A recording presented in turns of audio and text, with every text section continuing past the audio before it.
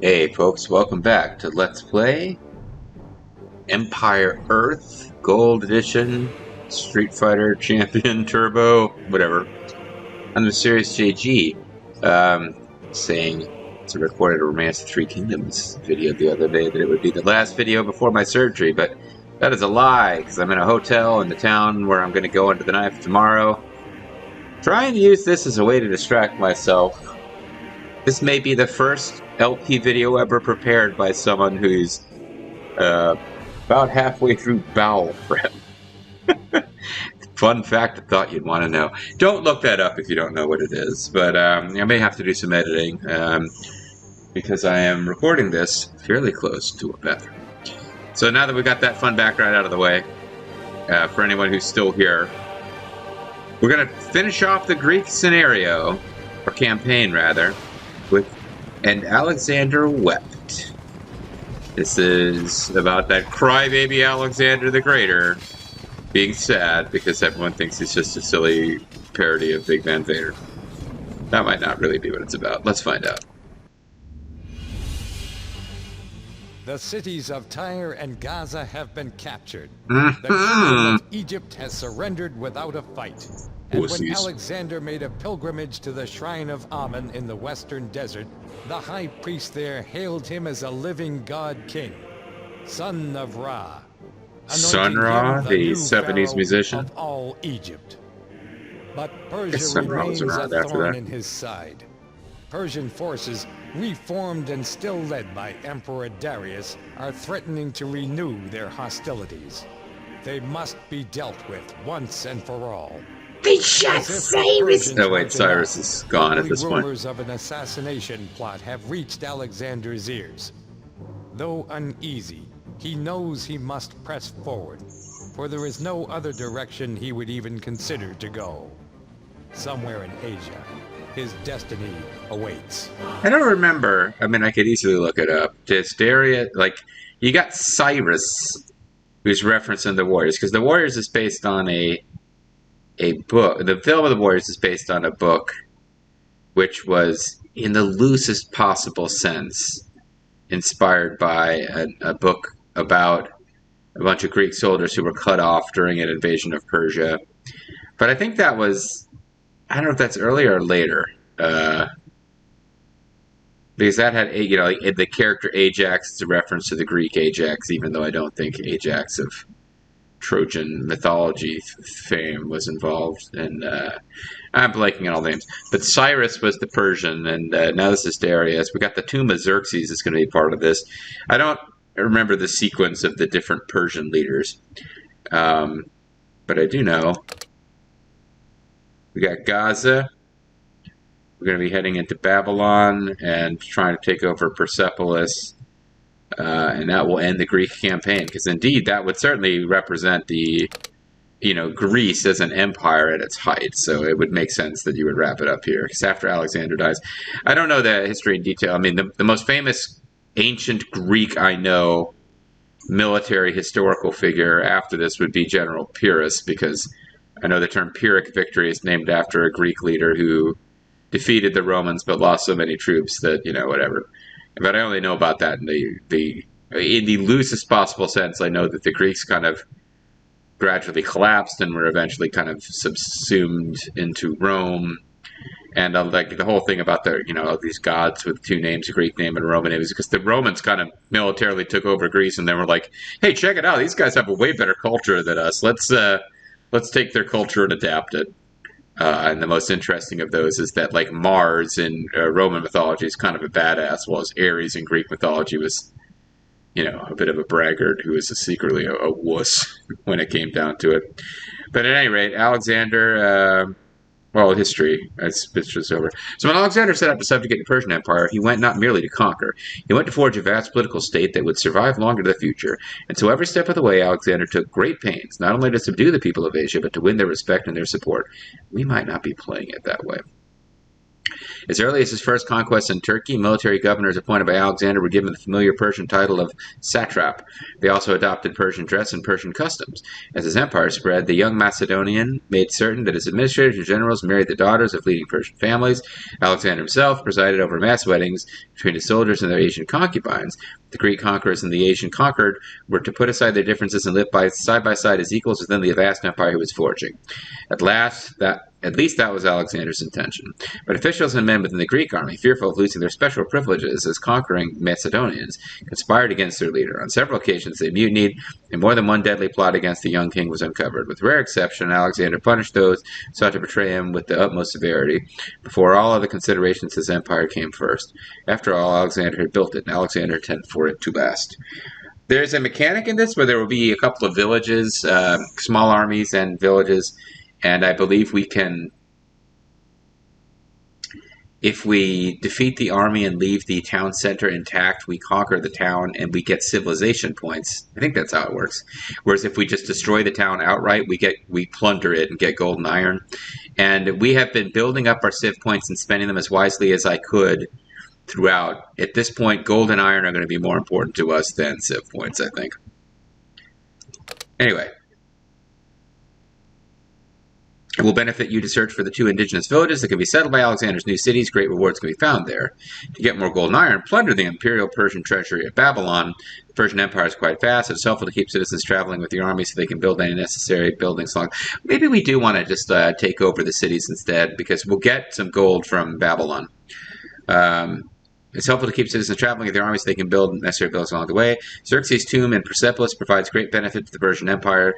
Their walls, gates, and towers are tougher because of it. If your regular troops have trouble with these structures, rams and catapults can help get past them.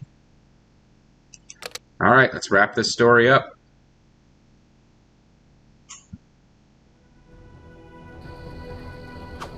Got one last chance to see Alexander's smushed up face. Our journey into the western desert was a success, Philotas. The priests of Amun have accepted me I still think it looks like Peter Davison of Doctor Who fame. Since you served me so well, I am appointing you commander of the As though he has a cavalry. smushed up face. That is not true. I am the luckiest man on earth to have you as my friend and my king. I can think of no greater honor in life. I am some kind of pirate Scotsman. I'm not sure what I am, actually. Hail, sire. Hey. Our scouts report that Persian Emperor Darius has assembled his troops near a village called Gagamela. Unless we meet him and crush his forces there, all your conquests thus far will be in vain. Literally, like Sparta and Thebes will come back. Our goal is to defeat Darius and seize the tomb of Xerxes in Persepolis. If we don't defeat these guys, like Athens, Thebes, and Sparta will come back to get you. All the way at the beginning of the Alexander part of the story. Alright, so we could get more civ points, but I don't know. At this point, what we got to improve is our siege wappets. I think area damage is probably the most important, because we're going to want to use the anti-personnel siege weapons, which we finally get access to here. After that, I guess just straight up attack. Cost reduction is, well, can't afford it. So just straight up attack. Okay. Go ahead and throw down a save just so that we can, if I foul this up early, we can go straight back in without watching any new stuff. So we want to... Yes? We can build a Colosseum. We can't build a... Temple of Zeus. Iron, stone, and wood. We don't have enough iron. Hospitals require stone and wood. I don't think we have a stone mine in this one. Very common place to find yourself in these scenarios is having wood and the ability, therefore, to make farms and food, and stone, but no gold and no iron. And in those missions in the past, I've had fun with towers. I don't think we have a stone mine either, which means we'd have to get... we have enough stone to do whatever we need to do. If we wanted a Temple of Zeus, which is basically a hospital that reaches the entire map, we don't have enough iron for it. So I don't think we want either of those. For a hospital, it does require stone. We're going to want hospitals. At least one. I don't think anything else requires stone. University, I don't even know what a university does for us. So other than towers and walls, which I don't think we care about here, because this is supposed to be us on offense. Houses cost stone. I don't remember what houses do. I know we were told in the tutorial. I think it provides bonuses over, like, an area. But honestly... Yes? Just so they're doing something, we will get our, start collecting food, and we'll start collecting wood with our villagers. As you wish. Yes, my lord? There's gotta be some wood back here somewhere. But, saving before any major skirmishes and trying to take over villages is going to be the way that we get iron and gold. Certainly. As you wish. And there's not a whole lot we can really accomplish with Certainly.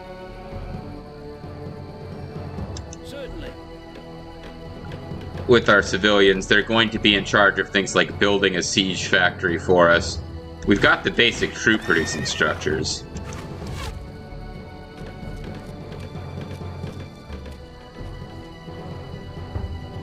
Suppose we could send these guys scouting around looking for stone, but I don't think there's stone to be found, honestly. Olympus speaks. Where should I go? Annoyingly, we don't start with archers. We start with javelins, which... I mean, as they die, I'm not going to replace them because we haven't spent any civ points on making javelins any better. Well, anyway, we got people gathering resources.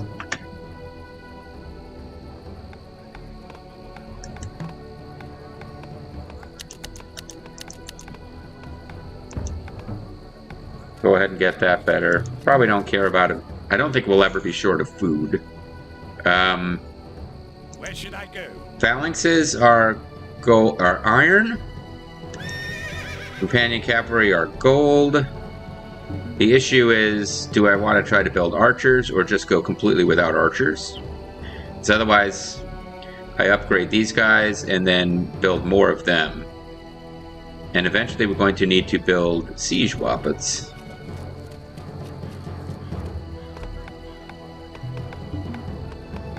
Yes? Certainly. Let's go ahead and get a siege factory built now.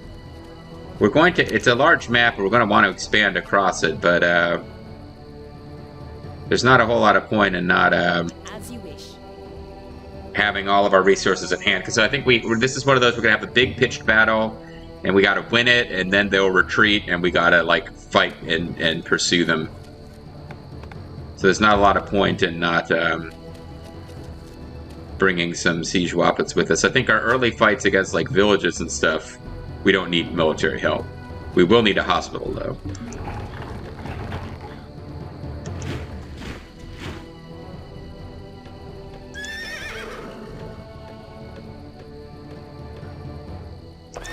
Let's see.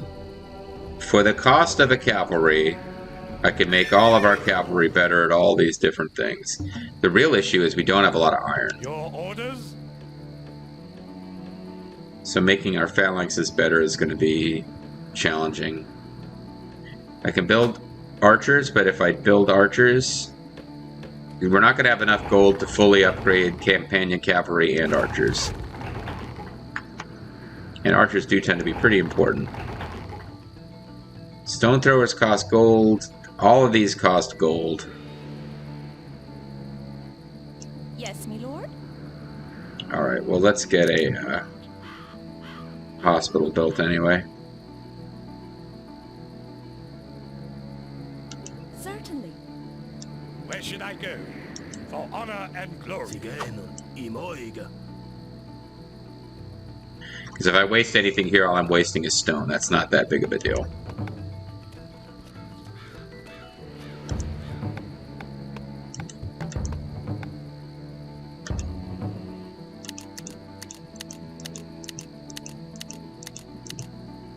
Alright, we'll slowly get that going.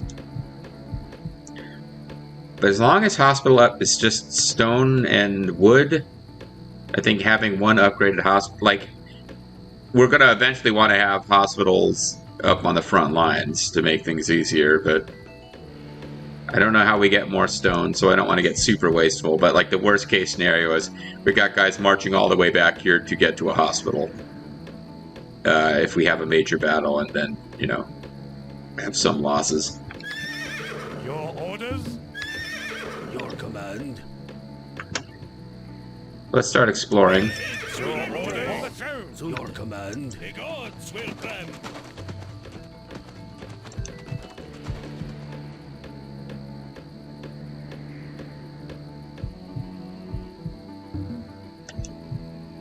And this is food and gold. It's only 50 gold. But I don't know if I'm worried about range. As you wish. Your command. The gods will grant.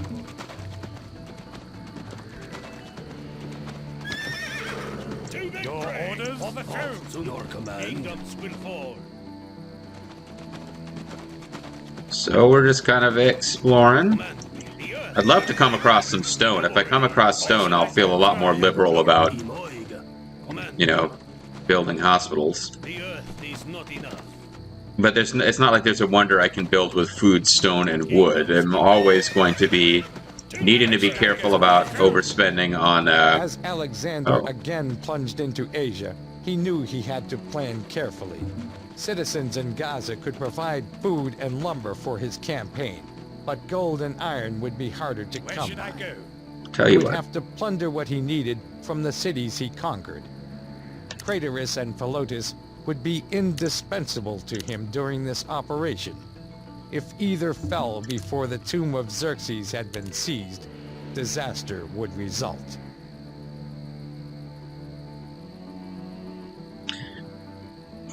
I'm increasing...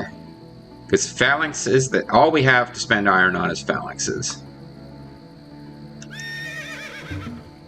With the companion cavalry... I almost feel like I could start building archers and leave the companion cavalry kind of unupgraded. The main thing we need them for is to chase down Kingdoms will anti-personnel siege weapons, which we'll be encountering later. Siege weapons can really mess you up. You're supposed to send the companion cavalry in to wipe them out before they can kill your phalanxes. But your phalanxes, I think, should be what's doing most of the killing. Behold, an indigenous village. Behold. Alexander saw two options. He could destroy their town center, construct a settlement, and then turn it into a town center of his own. Or he could plunder the village, razing all the buildings to look for gold or iron. Both had merits, but which to choose?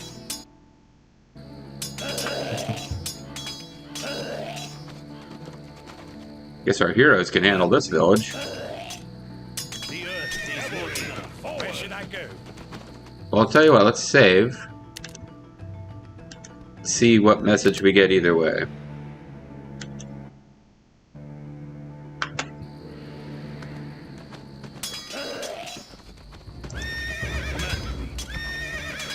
To victory! Kingdoms will fall. This is just kind of suggesting we walk up to the village and...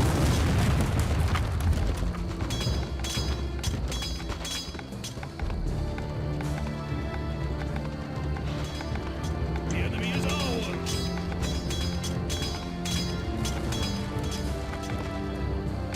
Like, I kind of missed, what are we supposed to do to conquer it without... I don't think we want to kill the villagers, do we?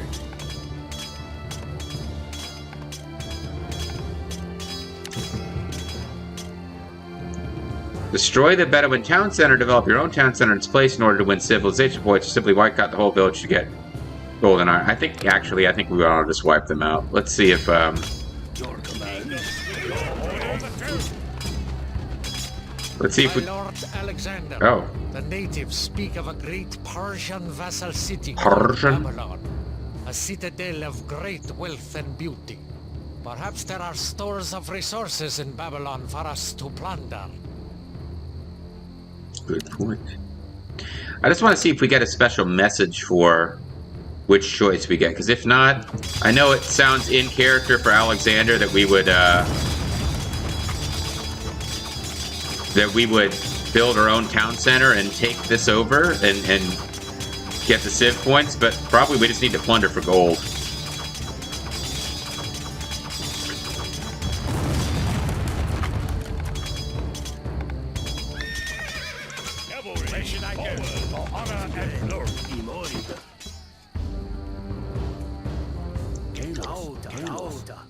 So this would be group 5, and I really want to start working on upgrades for these guys. It's expensive to upgrade them though, but we've done it. These indigenous people have been wiped out, and the plunder from their homes has been delivered to Alexander's war chests. Okay. I think that's the solution we want. So I'm going to save. But let's go back and see what it says if we salvage their village instead. You probably don't need to be wandering off alone, but okay. So if we were to load the game, what we would want to do is avoid killing all, like take out their town center, but avoid otherwise killing their stuff.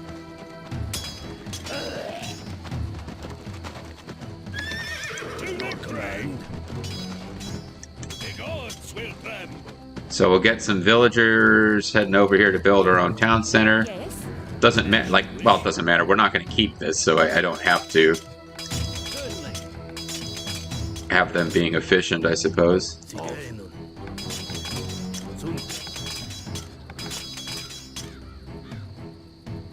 But we're going to need gold more than civ points, I think. With civ points, I could make our siege weapons slightly better, but I've already increased their attack.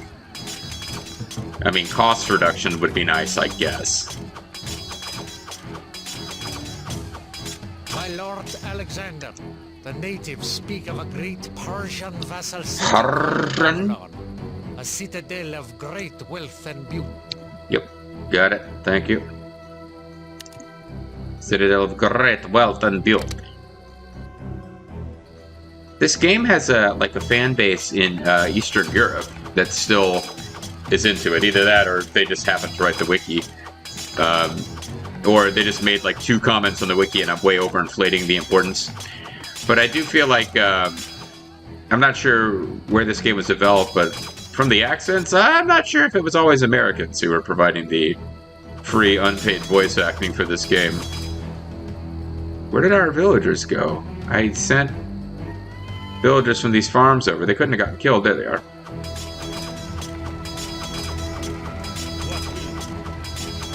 Okay.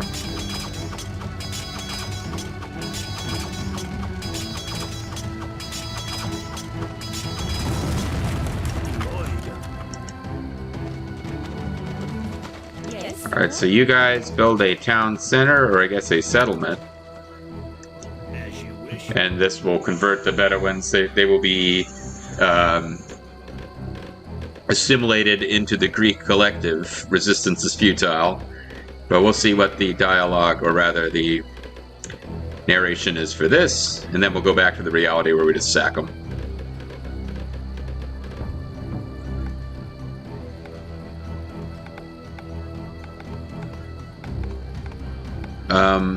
Game?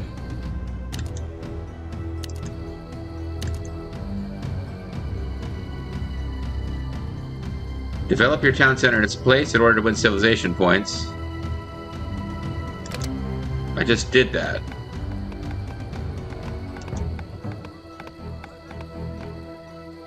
I mean, it's not a town center. Is that the problem?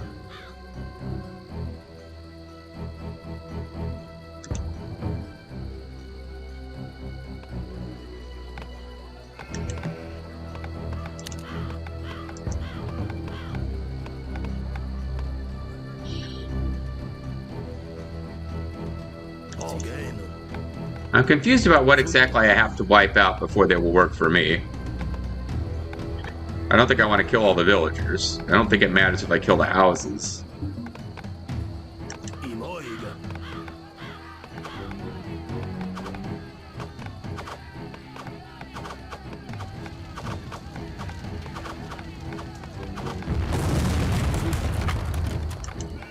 Maybe there's some other troops around I haven't noticed yet.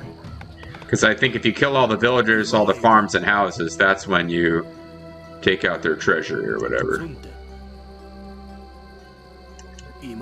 So we want to avoid accidentally killing the villagers.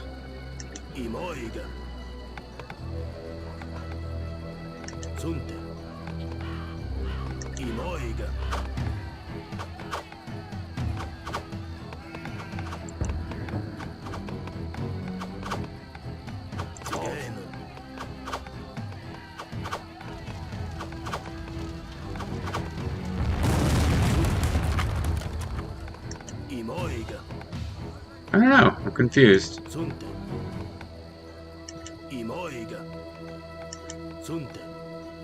wondering if there's some other group of troops that we haven't encountered that are preventing this place from being considered conquered, or if that house right there is in the way. We got a villager on his way over.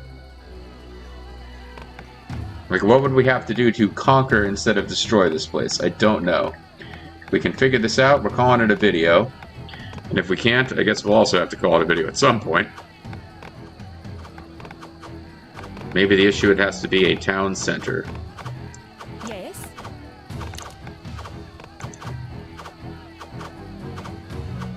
A new city has been founded in the wilderness. Greek civilization is spreading across the land. Alexander's campaign goes well. Well, there you go. That gave us 15 points. So we could do, I'll tell you what, if that gives us siege weapon cost reduction, that might be worth more.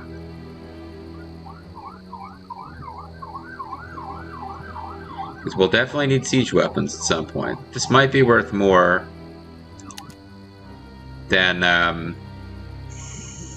we would get just by just getting some gold out of them. 20% cost reduction. I don't know how much gold we're getting.